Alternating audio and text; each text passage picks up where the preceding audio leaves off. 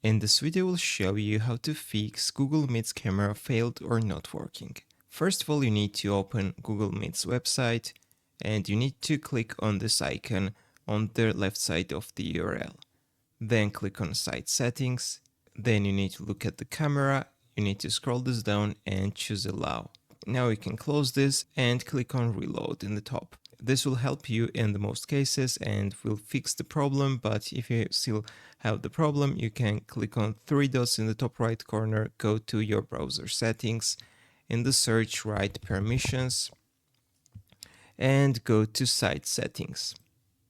Right here, find camera, and when you open your camera list right here, make sure that it's selected and also make sure that this first option is ticked. Sites can ask to use your camera. So these two methods will help you to fix your problem with Google Meet. If this video was helpful for you, don't forget to click the like button and don't forget to subscribe.